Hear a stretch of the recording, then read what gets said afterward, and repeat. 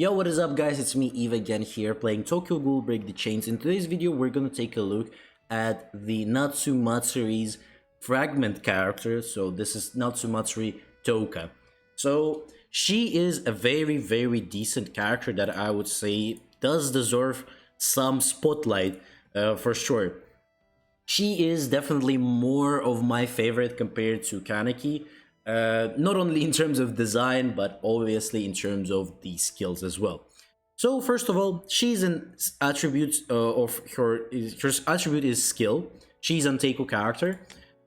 She also has a very decent basic stats, except for attack. But to be honest, it doesn't feel like this is number 36 in terms of attack. She actually has a very good attack. Overall, I'm gonna tell you about my about the testing that I did later on after we take a look at her kit, and I think she's really solid. Her defense HP look really good. Her CP overall as well is really decent. For example, if we compare it to Tanabata Hinami, who's obviously used currently in the meta because of the CP advantage, compared to, for example, like Roko. And she also has a 15 and she's a little bit bigger than her in terms of overall CP advantage as well, in terms of basic stats. So that's already good. So let's take a look at her skills. Active skill, the dealing 275 of her attack power as blade damage to all enemies, so she's AoE. And blade crit rate increases by 1% for every 2% of HP lost of the enemy. So she is a little bit of a later time damage dealer. So on first, you don't want to use her as a first damage dealer, so you want to deal the damage a little bit later into the turn, so like maybe on the third slot if you're running her on the PvE, maybe in the fourth slot if there is available like that. Something like that would be much nicer, because then she would get the obviously the more damage increase. So in terms of her passive skills, effective also in a backup, so she has 2 backup abilities. At the start of the battle, grant all allies the passion effect. At the start of the ally turn, grant all allies 1 spirit effect, max of 3 stacks. The passion damage dealt increased by 8%, HP related abilities increased by 8%, and spirit all allies attack increased by 4%. So as you can see here, she is a diverse backup unit. So bye Rangy, it was nice seeing you, but the Touka is gonna take your throne, because she is now the new diverse backup unit. You can run her in any team, in CCG, in Aogiri, in Anteiko as well. She's good in everywhere. But obviously, if you have a like full-on build already on like Mado, on Triple S, let's say your backup Mado or your backup Kaneki for the Aogiri, or both of them are like on Triple S as well. Obviously, not maybe the best idea to switch them up, because those guys are still going to be better for their specific team, but she's going to be better in terms of CP. So for example, if we compare her to the Ken 34, not the best CP at this point already. Compared her to the Maro as well, 26 CP as well, not the best, and she's like much higher than them in terms of CP. So if you're looking to build a CP stat stick for your backup that also has a very decent backup abilities, then she's your choice probably. So that's something for you to decide.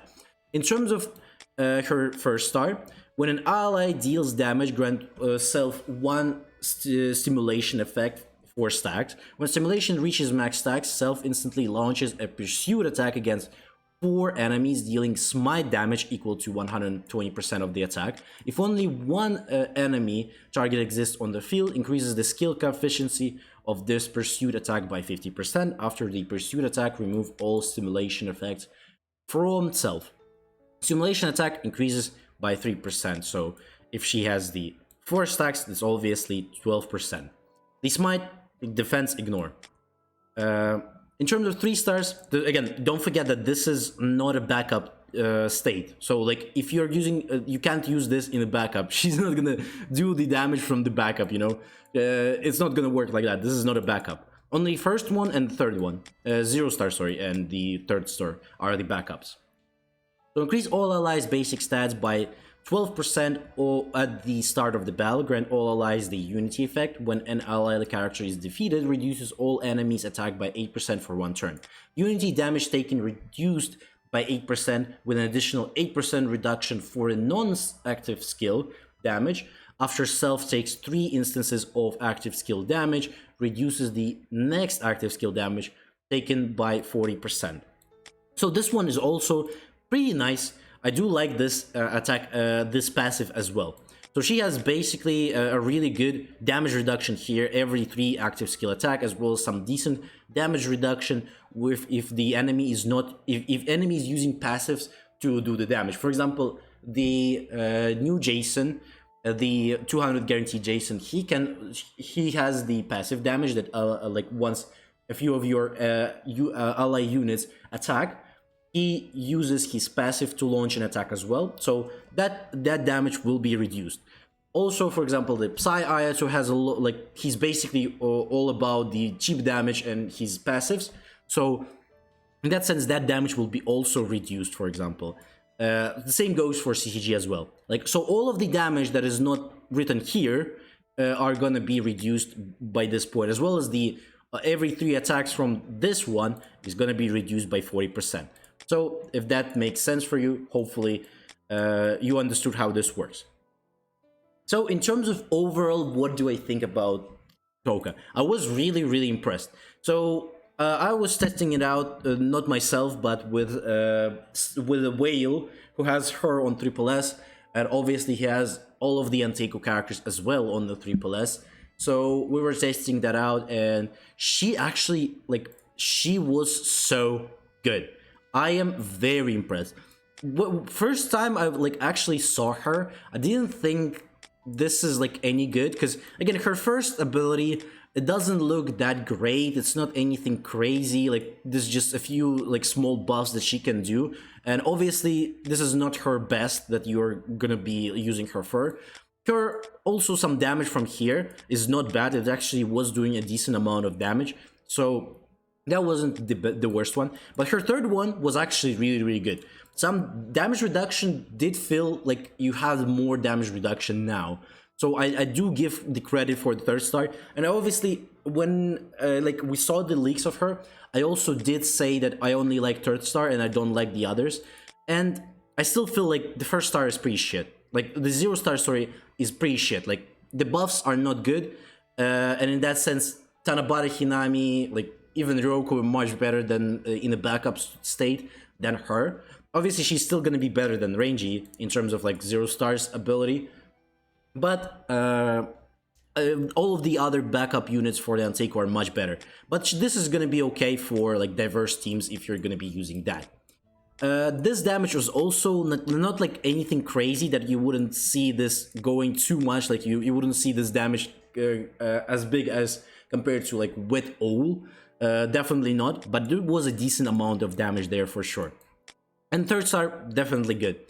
So in terms of active skills, she was actually doing very good damage. On the field, she was like, with like 1-star skill, she would do easily 1.5 million damage with the Teen Hinami buff. We tried her with the Teen Hinami, without Teen Hinami in the field, all of different stuff. And with Teen Hinami on 1-star, she was doing 1.5 million to everyone. That was great. With the 3-star skill, she was doing easily like 3-4 mil. Pretty much the same as the Owl would do after a few buffs. On like 2-star skill, he would do the same amount of damage. So that was a very impressive damage that I've seen from her, as well as this crit does buff, and I've seen a lot of procs on the crit as well. So I did really like her damage overall. Her survivability as well was much better than the new Natsu Matsuri Kaneki. His survivability was so shit.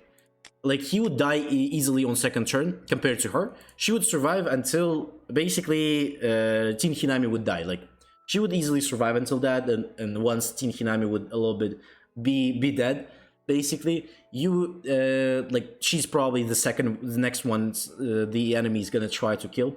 And we tried her in different modes as well. So we tried her in PvE. In PvE, PvE was great for her. Like, I really liked her on the field as well. Like, I didn't even use her as a backup. I used Tanabata Kinami as a backup, and we used her in the field, like, and we switched up the red Touka for her.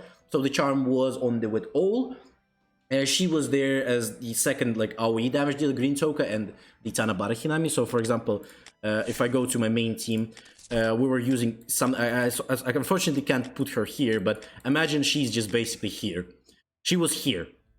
So and that would work really well. It wasn't that bad. The CP advantage definitely showed there because now we had much more CP with her, especially if she's on the triple S, obviously. And she was doing very good. I really impressed by the damage that she outputs. I really like it. So is she worth like investing into her? I think yes. Overall, yes. Especially if you're on a very early game and you're like thinking about building an early Anteku, this is going to be a character for you, for sure. You can use her in the field, for example, if you don't have a Green Touka for now, if you don't have the Wit Owl, she could be like, maybe not a replacement in the end game, but obviously for now, she would be a really solid unit to put over the Wit Owl there. So you're going to be using Red Touka, Tin Hinami, Green Touka, and her. And I think that would work pretty well. I overall think she's really good.